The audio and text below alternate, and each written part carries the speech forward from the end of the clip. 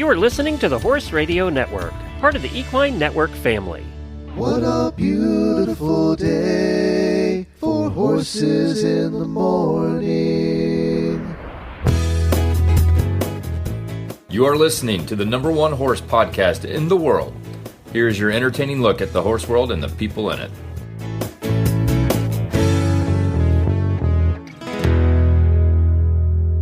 I'm Ashley Winch in Albuquerque, New Mexico.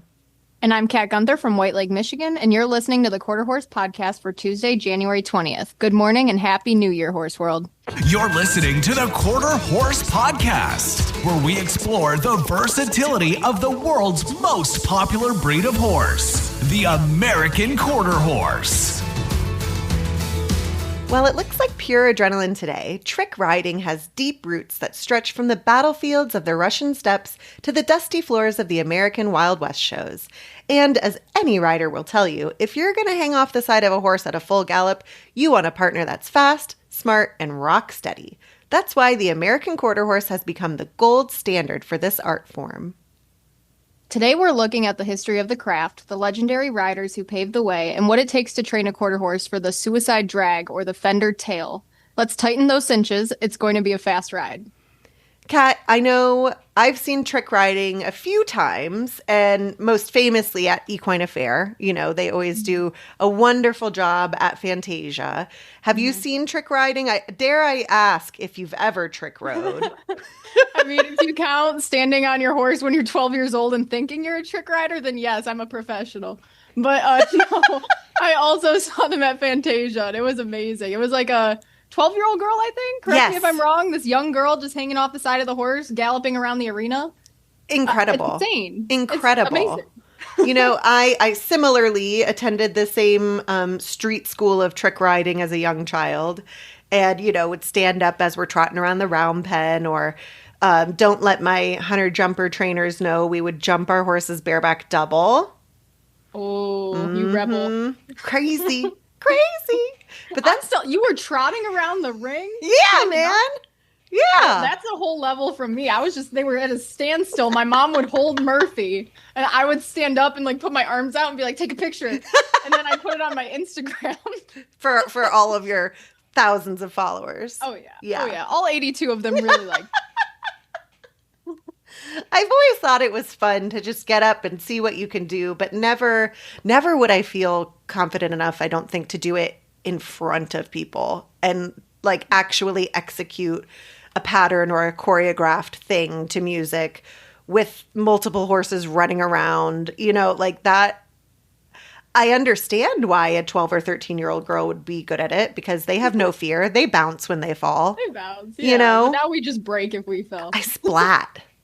Splat. I splat. Oh my gosh, it's a very, it's a sound you really don't want to hear. So you're not going to try trick riding? You know, I'm not going to say no, because we all know I'm a little crazy, but probably nothing faster than a walk at this rate.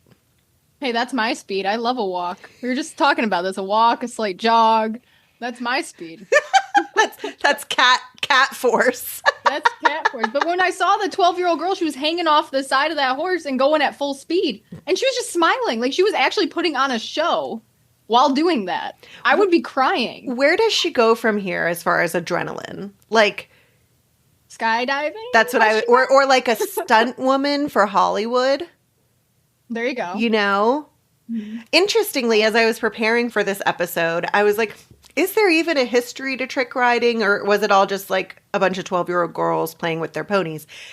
So surprisingly, it actually has a deep history, beginning with the Cossacks in Eastern Europe in the 15th and 16th centuries. So this is just like a couple moons ago, you know? Just a few. Hop in the Wayback Machine with me.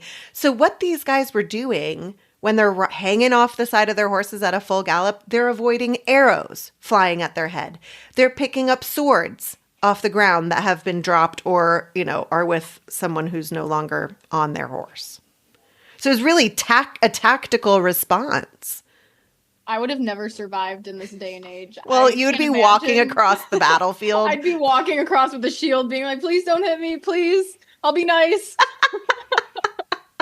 That's an intense history, though. I had no idea that it, something that we just view for funsies, just like dressage, has some really battle tested roots to it. And I just thought that was a super fun fact. Then, as we follow the history of trick riding, of course, it goes into the Wild West era in the 1800s and early 1900s, where it really started to become what we know it as today. Icons like Buffalo Bill Cody brought trick riders into his Wild West shows. Some of the most famous stars in the early onset are Lucille Mulhall, often called the first cowgirl, and of course the legendary Bernice Dawsey. These women were pioneers who proved that trick riding was about balance and timing, not just brute strength. Women can do it all, I swear. Oh yeah, and look good while we do it. Oh yeah. It's exhausting. Yeah, but we still do it. But we do it.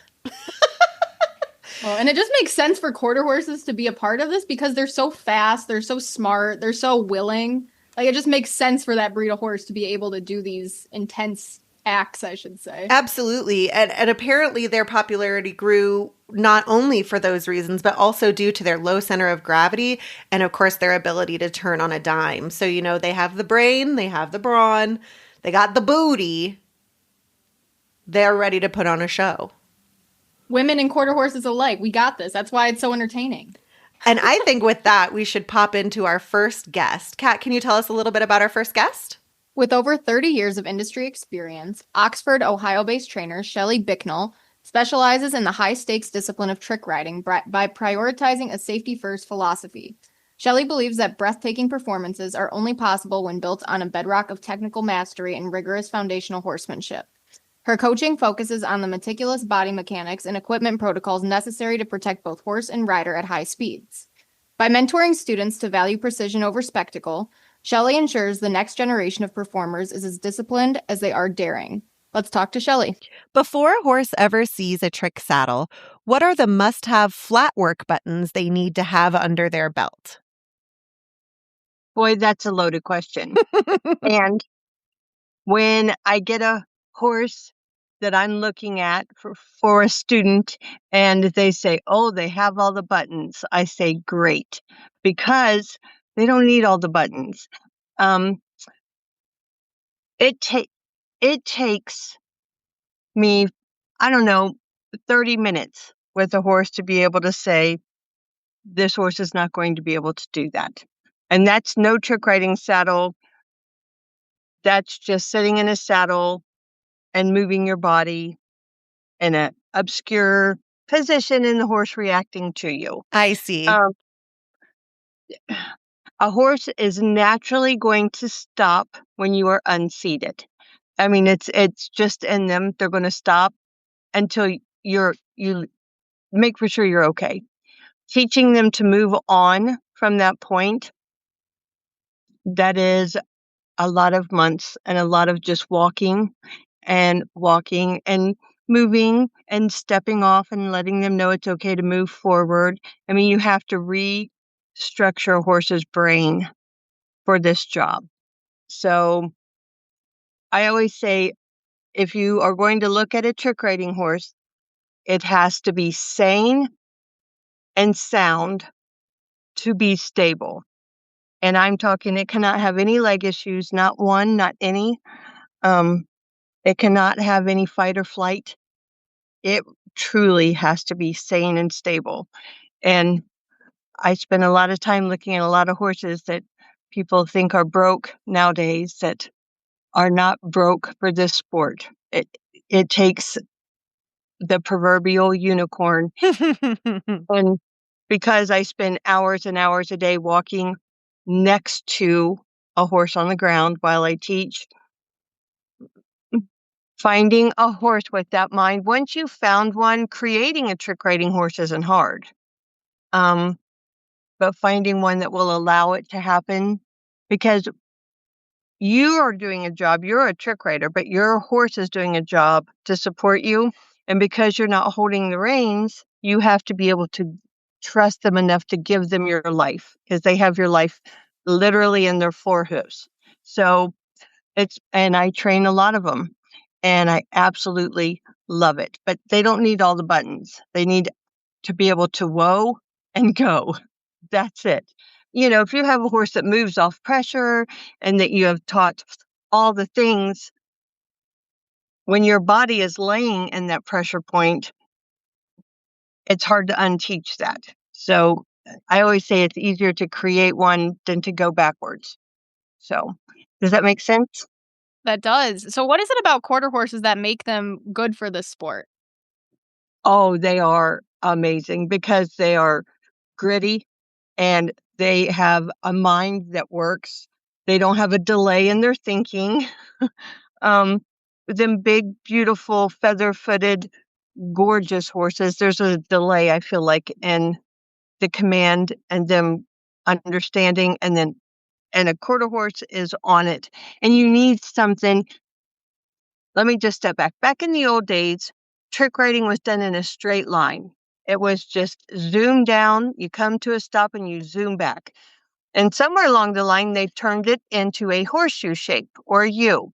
So because a quarter horse is good in a bend, they can hold their balance in a turn better than any other horse out there. There's just no horse with the right mindset and body, except for a quarter horse to do this sport.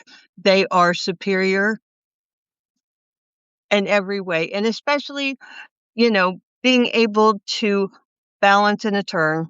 That's what they're good at. There's so many other ones that cannot. And I'm not saying that I haven't seen exceptions to the rule, or that might be where someone starts on, a thoroughbred or something, because that's all they could afford. And that's where they start. But their goal is to get a quarter horse because that's where your career needs to be.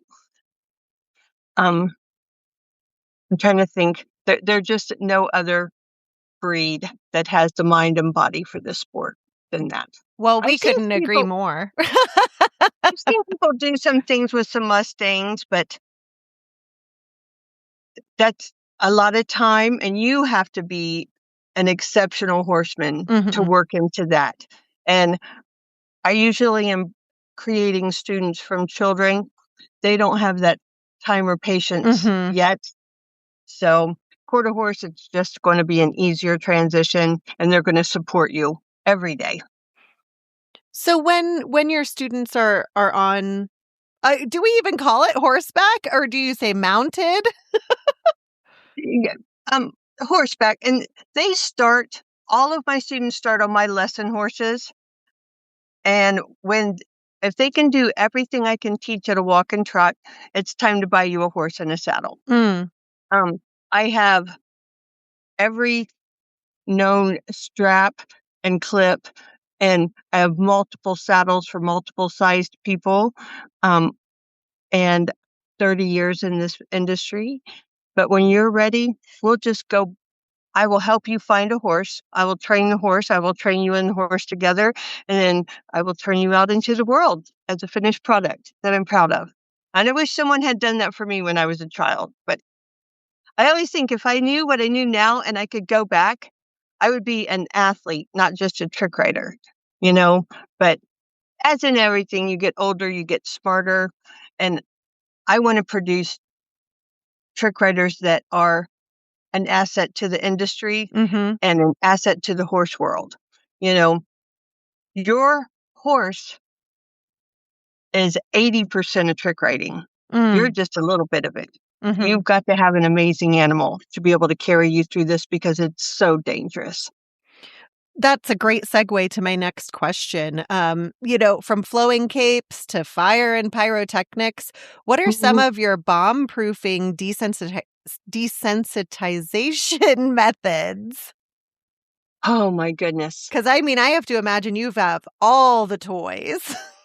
And I do. And I actually had to hire someone to come and help me to bring me into the next level, because I'm telling you, just when I think I know something, I realize that I'm clueless. And my favorite thing is to learn something new. And I go, are you kidding me? It was here my whole life right in front of me. So because we're going to perform most of the time at a rodeo or a carnival type event, we have all the tarps. We have large speakers with lights, and because sometimes there are carnival games going on, Sure. and rides, and oh my goodness. So, we do the easy stuff, the tarp stuff, and the being able for them to do their job when I am not in the saddle with the music blaring and the crowds clapping. And a lot of that, I mean, we do so much work here at home. And then when you go to your first performance and that horse is like overwhelmed, teaching them how to problem solve within themselves and self-soothe and self-calm, and hopefully all the groundwork I did here preparing them for that. They reach back in the recesses and like, okay, Musa, this is okay. Sometimes it doesn't work like that, but they are an animal, Right. and they're allowed to be animals. But the sparklers and the fireworks. Unfortunately, we do a lot of fireworks outside because always seems like 4th of July or 4th of July week, we end up with lots of performances. There's always fireworks, and there's no way to prepare a horse for that without actually letting the smell of the sulfur even scares them, So, I mean, I do a lot of that here as well. Oh my goodness. We've talked a lot about preparing the horse for these events, but how do you prepare a rider? Or I don't know exactly what the word is because it's kind of like the trick. How do you prepare a trick rider to mentally go and do that in front of a crowd? Well, I will say this. If 5 kids come to me this week that want to do this, I will have one by the week's end. Trick riding is hard and it hurts, and there's always going to be a bruise, even if you did the trick perfect, because your body is bound somehow to a moving horse, and if your horse doesn't lope really smooth, you are going to have a bruise. And it takes a lot for them to want to do it. Then when you find that one that wants to, we do those tricks over and over. You do them in your sleep. I have students of mine that have gone on and they can still hear my words in their head. I'm telling you, trick riding is the biggest high. I never have done drugs, but if you want to be high on a horse, let go just one time. If you're in a bind and that self-preservation takes over,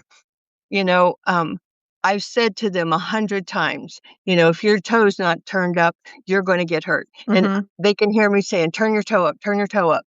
When they do this certain trick or whatever, they can hear it in their head. And so I want my words to stay with them for life because it's going to save your life. So I know you have a lot of students over your 30 years of riding. For someone who's listening, let me re-say that. 3, 2, 1. So of all the students you've had in your 30 years of instruction, for someone listening who wants to get started in trick riding but doesn't live near you in Ohio or near a vaulting or stunt barn, what would you say is the best first step for someone who's really interested? Do your research. Find someone that has been successful in the industry, and you're going to have to travel. There are so few of us that are successful teachers. Just because you are successful at trick riding doesn't mean you are successful at teaching. And that was a huge learning curve for me because I went to people to get help and realized that they have no idea how to put it into words. And find someone who is successful at teaching.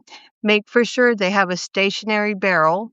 You want to learn your first few lessons on a barrel where you're not moving because it's fatigued for your horse to stand there while you're learning the basics. You need to look and make for sure that the person you're learning from has produced successful students. And again, you're going to have to travel.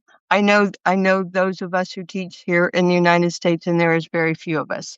And trick riding and then vaulting, there's 2 different kinds of vaulting. The trick riding vaulting is very different from the very beautiful, precise trick riding or the precise vaulting that you see on the big horses on the lunge lines. That's not even close to the way that we vault. Ours is fast and furious and very dangerous. And I am not good at teaching how to vault, and I will hire someone to come and teach that to my students. I don't know why you would jump off a perfectly good horse. I mean, we're already loping around there beautiful.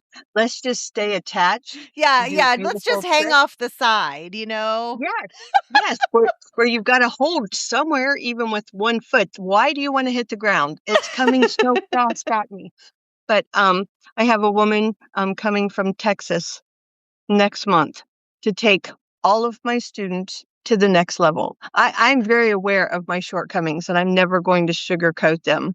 If there was a trick I was never successful at during my career, just because I can tell you how to do it, I don't feel like that's fair, because I can't tell you what to do if you're in a bind, or if you have questions, why is this not working? I don't know, because I couldn't do it either. That's not fair. So I will bring someone in, and that's what this woman is coming for, to teach the few tricks that I was never able to do them. And she's coming to teach my kids how to, because I want them to be better than me. I want their careers to last longer, and I want them to be smarter. So, and here is the only other thing I really want to touch on if you're just starting in this business.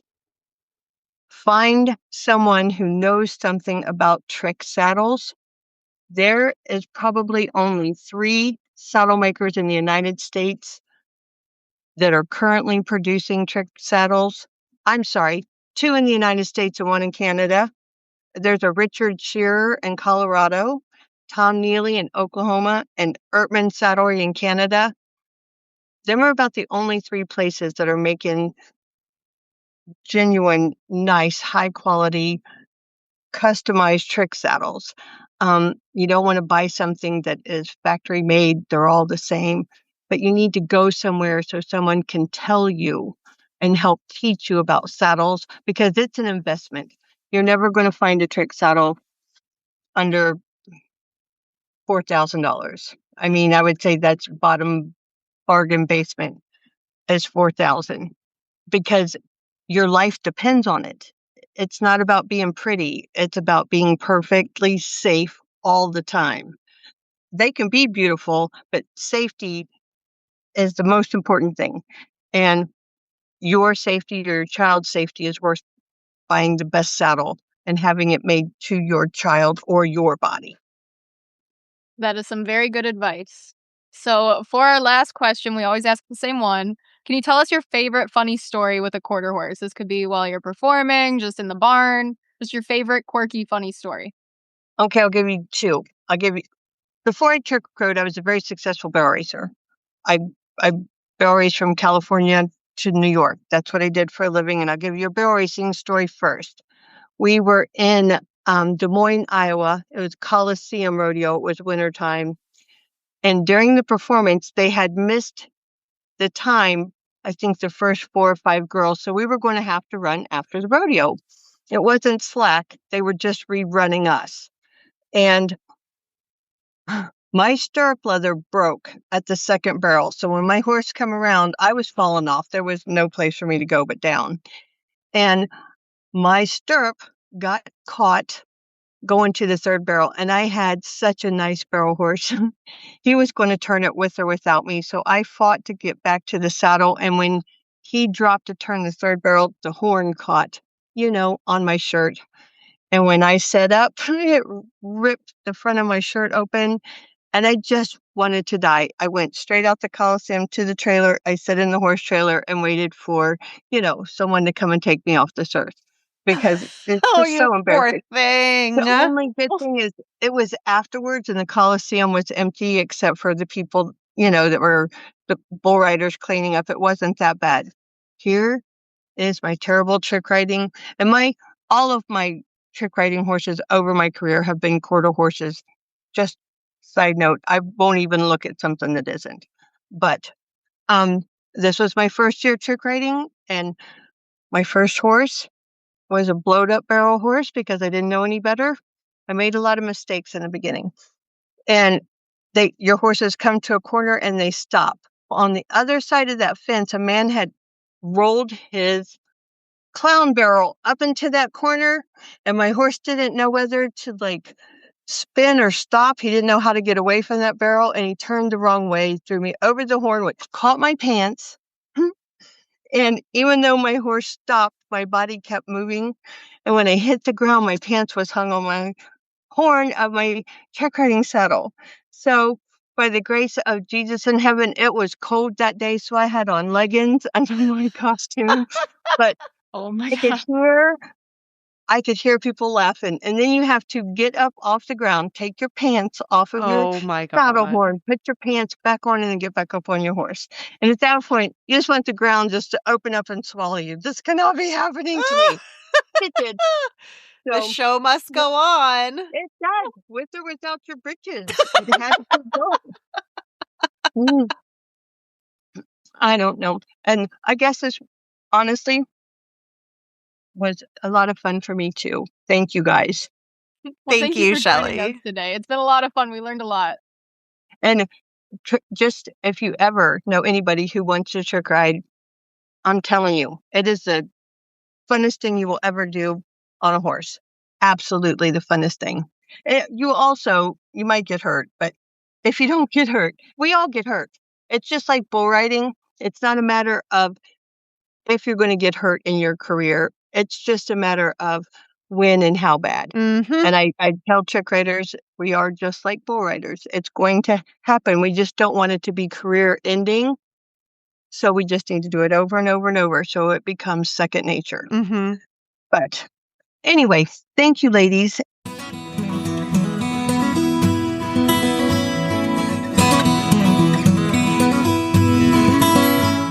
Cold mornings, shorter days, and extra layers.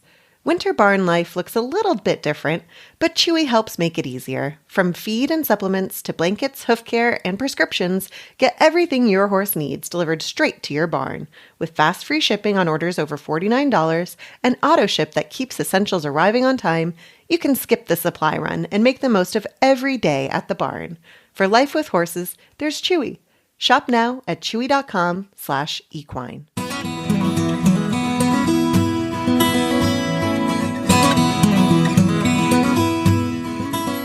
Shadow Lane is a senior veterinary student with a strong focus on equine and mixed animal practice. Before veterinary school, Shadow grew up performing as a trick and Roman rider, working at rodeos, and performing professionally at Dolly Parton Stampede. Shadow plans to one day own a veterinary practice that serves their community and helps strengthen the human-animal bond. So Shadow, how did you get into trick riding? So how did I get into trick riding is quite an interesting way. Basically, I grew up with horses, so they always were in my backyard, but I really never had an interest in horses. I was more into the gymnastics, more into doing other things, productions in your living room like you do for all your family as a kid and Heck stuff yeah. like that. So my career actually started with more of gymnastics, and then with a family owning a rodeo company in our backyard, we was able growing up to see different types of specialty acts come, and so that's kind of where I was exposed to trick riding at a very early age, and my sister Dallas as well. So, um, and it was a rodeo one summer that a trick rider named Shelly Bicknell came and did the specialty act, and I was not part of the rodeo itself. The only part I had growing up maybe was just being like a mutton buster, riding the sheep, or being a clown, and for the mutton busting part of it too. But ideally, when you have life-changing events, it doesn't matter whatever happens in your life, you always can remember core memory of events. And I was working the concession stand, and all I seen looking through the window was a woman standing up on her horse at my family rodeo. And I was like, tell me more. Because the concession stand looks over the arena. So that's where I went after. I'm like, Mom, who do we hire? Like, who is this girl standing up? And I went over and I found Shelly Bicknell, and there she was of her big blonde hair, if you ever, big blonde curly hair Uh, with beautiful horses. mhm. And I just honestly was a little boy, and I just said, is that your natural hair? I was just complimenting her. I'm as like, as a very early age, let's say probably around the 10, 11 years old. I was trying to figure out how I could spark conversations because I was very interested, Yeah. as well as my sister. Mhm. So this is how it kind of played out was where Shelly has booked several other rodeos with our family. So we got to know her for the summer, and my sister piqued the interest. Mhm. I was still kind of hesitant a little bit, but my dad really didn't want me to trick ride it at all. Having a son, growing up in rodeo, and not wanting to ride bulls or do roping or whatever it could be difficult to accept that there's a son that wants to stand up and wear a glitter costume and do Okay. acrobatic I stunts. think trick riding's harder in some ways. It looks a But lot cooler. yeah. So a little bit of resistance from dad at first, but my sister really got it. Being the only girl in the family, this is something that she's interested in. So she sang the national anthem and then she'll trick ride. And that whole summer, I just watched my sister and Shelly work together. And then I just kind of slowly creeping in. I'm like on their practices and asking questions. And then, and Shelly has a very unique way of inspiring people. She has a natural gift of just making someone feel welcome. Doesn't matter what are you going through in life, you can just go to Shelly. And so that's kind of like what I did. Then we drove to Cincinnati, me and my sister did, and my oldest brother drove us to Cincinnati for our private lessons with Shelly. And then now I'm probably about 11 years old. And then my sister flew out to Colorado. My dad was really invested in my sister. So he continued to invest in her and flew out to Colorado and got professional training from some of the legends in the industry, Karen and Lyndon Bold, Linda Schultz and Karen Vold. And so my sister really career took off, with that type of training. I was still considered being on the back burner, but I was able to follow those steps with my sister, and she really helped me. She saw how much inspired it was. It was kind of our thing to do together. Oh. And so it was cool to have, I would call Shelly my show mom, and my sister as my right hand man, Mhm. and to learn the art of it. Um, that we became the brother and sister duo. I love that. So what is the beautiful about this story is that here's a trick artist Shelly that comes in, give us the platform, and then steps back and watches a brother and sister duo of a family be born. And is just so powerful. And that was more than just trick riding, right? It's more of the family bond and then how we escape from reality. It became our love even more. So then I think what got me hooked was just my gymnastics background and then my horses. I did try 4-H in horses. Mhm. I didn't find my place there. I went to the county fair and it was a complete disaster. I mean, I did the speed and control event and I don't know, had all the speed but no control and took out. Oh So my gosh. it was like, the helmet rule came back nationwide, I think, after that. But it was kind of like my escape, and I realized that I could connect with people and be with people, and that was really inspiring, and the art of it as well, the human and animal bond of a Yeah. horse. You gotta trust them, right? Yeah.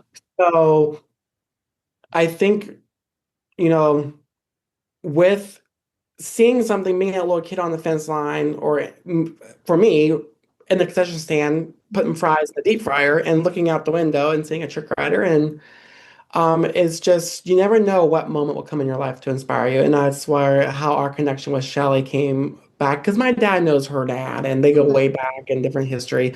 The stock contractor world is a completely different world. They all know each other, but like Shelly really brought a lot of resources where we continued. And then, yeah, if you have any other questions, I can go on to my second.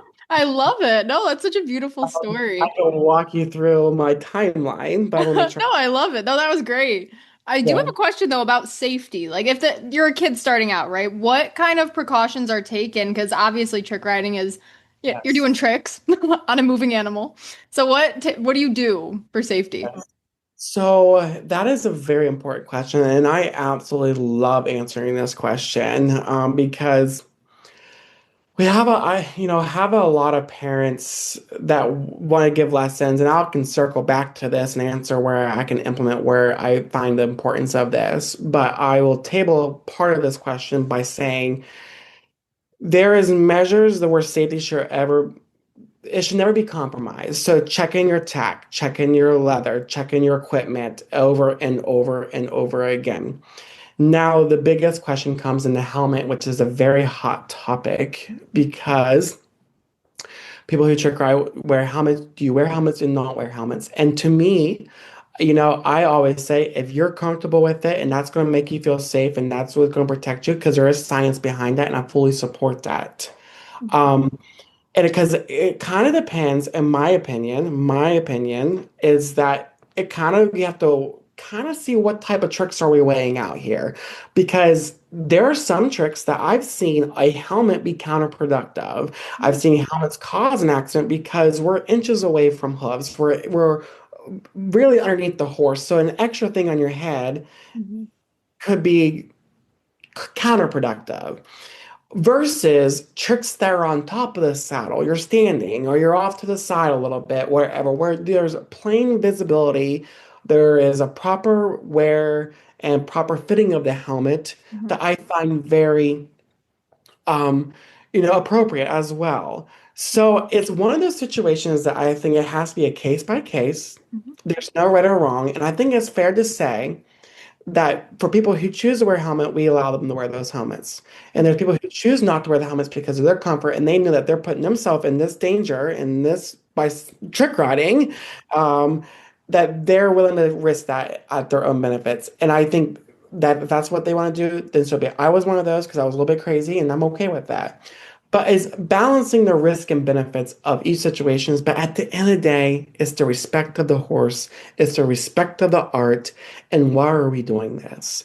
And I think if you're not nervous before any show, Mhm. um, and you're not a little nervous riding, and there's not that little fear instinct, then I'll be more worried than a helmet because there's always got to have that self-respect. And I know that everyone knows their horses and they know their routines, but there's always a situation that something could happen. Oh, I agree 100%. You can't fully trust the situation. You never know if somebody's going to do something in the stand, scare your horse. You can't predict that stuff. I have trick rode in big stadiums, small arenas. I mean, I have gone to a fire jump and a kid throw a glow stick out in the arena because he Oh thought my it was gosh. cool. I wrecked my horses before. So it's really to really think hard and long about the risk and benefits. Now, if we're practicing and stuff like that, sure. Trying a new trick, sure. But it has to be evaluated on what tricks we're doing, what level of comfort we're at, what level of comfort the instructor is at, and honestly, where we're at, right? Like if I have a student that's out by themselves for the first time, that's going to try like an up trick on top of the saddle, sure, wear a helmet. Mhm. If I'm going to be running as along the side of you and you want to get a feel what it's like not wearing a helmet and I have control, I'm there with you in more of a controlled environment, then okay. Then long as they're comfortable and the parents comfortable. So I think the more dangerous part about it is the criticism one way or another. Yeah. Yeah. I know. And people always have opinions no matter what, and they're going to say them. Yeah. And I know, and I got a lot of flack too because I can go into a little bit too from someone who had an experience of a traumatic brain injury from a horse accident that Oh my goodness. almost took my life. And then, yeah, I'm still not wearing a helmet, right? So there's a lot of like, back and forth of helmet versus no helmet. But I'm a big supporter of helmets as well. But two things can be true at the same time. I Yeah, can that's support true. those who not want to wear it. Exactly. Two perspectives. And horses, quarter horses, my next question is like when you use a quarter horse for trick riding, they're generally pretty calm, have a good Yeah. disposition. My question is what makes them so good for trick riding? But you can never trust a horse fully. They're living creatures. So it's a balance, Right. like you said. It is. And and what makes a good trick horse is a very hot, sensitive topic as well, because there's not one way answer. I mean, I met horses that are appendix bred. I met horses that are full quarter horse. I met crazy horses that are just sometimes crazy enough to try it. And, I kind of like to sum it up, whereas, like, my Roman riding team and my horses, I'm so blessed with them, but they were like kind of like dumb enough to try it once and smart enough to remember it. So everything I've done with them that I threw at them, they loved it. And I think you'll know if your horse loves what they're doing. And I think you tune more into that. Um, I find the more trendy things nowadays is obviously you want color, you want flash, you want built, you want position, you want good conformation, all these things.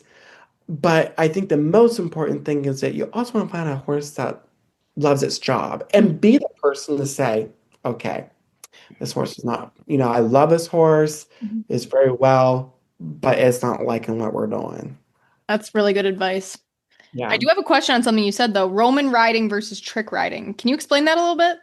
Yeah, so Roman riding is we have two horses side by side that we're standing up, and we do a lot of fancy footwork while we go from one horse to the other. We'll do figure eight patterns. We jump through fire. We split fire torches and weave fire torches. That's usually a very fast-paced act. Roman riding is more common. You can extend it with two horses in front of you and then another set of two horses. So you can do a six up, a four up, and drive horses in front of you. So you can, there's the sky's the limit. Now, Roman riding, to my opinion, I liked it a little bit more than trick riding, but it's more of a mentally focused type of physical thing. Um, because you want your horses to work together. If they don't work together, then you will fall. Um, Trick riding is one horse. Now there's the big misconception is when you say trick riding, people automatically think sometimes of like the Olympics, where the horses go in a round circle and there's a leader and a lead rope, and then someone work a lunger, and then that is called vaulting, and that is a form of trick riding, absolutely. The big draft horse, and I mean, I have friends that do it. It's absolutely amazing. Our style of trick riding, what we can consider freestyle, is a single horse, it's a routine pattern, and it's performed at a long arena, and all the tricks are usually performed on the left side of the horse, and it's wild and reckless. That's the thrill of that versus the acquisition and all of the presentations and stuff like that. The crazier art type of trick riding, the more entertaining, if you will. So one's for a grade and one's not for a grade. I see. I see. And you perform professionally at Dolly Parton Stampede. What is that like? That's really cool. Yeah, so circling back to where I grew up with it and got my bearings and stuff through middle school and then high school and performing rodeos. And then my dream was to work for Dolly Parton Stampede. And that dream started when I was 12 years old in the seventh grade. I went to Dolly Parton Stampede in Myrtle Beach. And I seen these trick riders come out, and I said, I want to do that one day. Like, that was it. Like, I want to be a trick rider. That was be my, at that age, when people ask you, what do you want to do when you grow up? Be a trick rider. Because to me, it was like the biggest job ever and not a hobby. And so then when I graduated high school of 2012, that year, which March of 2012, I was working with this new horse. I wanted to go audition for my dream job. And it was that time that that horse bucked me off onto a concrete patio. I had a traumatic brain injury and I forgot my family. I had to learn how to walk, talk, eat again, and go to extensive rehabilitation to learn everything over again. So I don't really remember growing up. So like I really got comfortable talking like this by reading old articles, talking to friends, and seeing pictures. But I do have flash memories, and one of those flash memories was me in the concession stand making fries and looking at Shelly out the window. Yeah. So, but what's really cool is that once I learned to ride again off of YouTube videos at that time, YouTube and Vine videos, I don't know, like Fine. MySpace, and yeah, so I gotta make my MySpace. Like that was our time, right? So, then it was like about 2000 and end of 13 going into 14 where I auditioned for Dolly Parton Stampede and Pigeon Forge, and then I got the call, I got it. So I went down there and I worked there for about 4.5 years or so. And that was a very unique experience. I didn't really come as a trick rider. Like I just went there as a rider, and then I eventually got into the trick riding show. And I worked some of the best in the country of trick riders there. And it was wonderful to be part of that experience there in show business. So what it's like is that it has its ups and downs. So if I'm going to be brutally honest, the horses there are well taken care of and a lot of great things. The dynamics can be rough, right? So we're taking equestrians, we're taking a little bit of dance, we're taking a little bit of personalities and big personalities in show business, and we put them all together. And I mean, like if you ever seen an episode of Dance Moms, you'll Oh know yeah, exactly what I'm I talking catch your about. drift. So, but it's very unique because we are family. All these people are from all over the United States and they work together. So we love each other. But when you're at that level too, just like family, you'll have disagreements and stuff too. But now looking back, I still talk to some colleagues and we laugh at each other. Like that was a big deal for us at that time.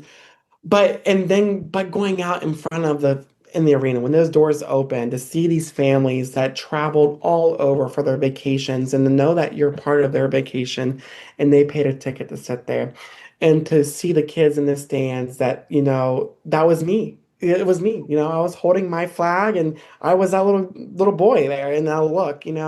So it was really to have those full circle moments that made that job. And so I could sit here and tell you the stories of the glitz and the glamour and the music and the adrenaline and the training and everything that I've gained from that. But I think the mission and the purpose of it is greater of just being part of people's family vacation. And I think often when you're in the mix of it, it gets taken for granted in a way. You get tired. I think at that time the Stampede was running about 600 shows a year. Oh my, Um, so yeah, so we 100? got really busy around Christmas time, like 5 shows a year, 5 shows a day. And they had a Christmas and a regular show. But I was so blessed to be part of a staff and crew that honestly shaped me to be a better version of myself today, even through the tough lessons. And it's so amazing now to see them have their own kids and they're now like the cycle starting over again because it's a generational thing. And me and my sister were the first generation trick riders in our family.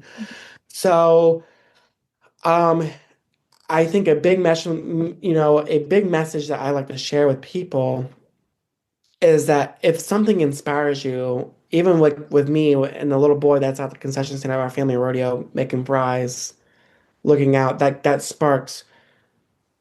It is hard to fight and it's hard to go chase your dreams, but don't allow your spark to go out, if you will. And even going against the odds and sacrificing a lot, even with sports and balancing and working and money and the financial burden, all everything's coming onto you, but you still find that grit in you that it makes you happy. And as I said, if you just the famous saying, we say it all the time, but I don't really know if we understand what it means. But if you do what you love, you'll never work a day in your life, is what they say. Um, but truly living that is what I felt like I did in my second career. Oh, that is First, beautiful. That is great advice too. Oh, well, I have one more question for you. I need to know, we ask all of our guests this. What is your favorite funny story, like a quirky moment? It could be when you're performing, when you're practicing, whatever, with a quarter horse. favorite moment, like in a show or behind the scenes? Either or, just something that you look back and you laugh at nowadays. Well, something very like I laugh at my personal self and just tell you how crazy I was is that, we are now using straps that are well made. Me and Shelly laugh about this all the time. Is we're like, how do we even survive our time? Even though she's older than me, but like even my little sense there is that we look at our straps. We have our leather, we have a little bit more science behind it to increase the integrity of the strings. And I look back at some of my pictures and I had a tied bandana that I trusted to do a trick this. Oh, And wow. what was I thinking? And my first rodeo was in a Western saddle. Like, who were ever thinking this at all? You know? But no, I think funny stories though, and I'd say embarrassing moments and stuff too, is that you get excited. You learn how to make your costumes and you learn how to do these things because you have this image in your head. And I can't tell you how many times I have ripped my pants down the middle when I did a trick. I just like laugh like I remember when I went over, I was doing spin the horn vault. So what I'm going to do is I'm going to flip backward on the horse's neck, and when I flip backward on the horse's neck, a piece of my inner costume got caught in the horn. Well, my next step is down. So when I hit the ground, all I heard is like whoosh, and I ripped the whole center of my costume out. And at that time, it was just me trick riding. So my last rodeo to do was to stand up. So literally, I stand up with like a. Luckily, right before the show, I changed into like my black like Under Armour type of like fashion shorts. Otherwise, it would have been a lime green underwear with a black costume, just highlighting myself on my final strip around the arena. Oh my gosh. That has always been a joke too. But there's just so many different stories, and I think just embracing it and leaning into that as Yeah. well. Oh, that's a good one. I like that one. That's pretty funny. And it's glued and super glued a lot. Yeah, that's hilarious. Well, thank you so much for joining us today. This has been great.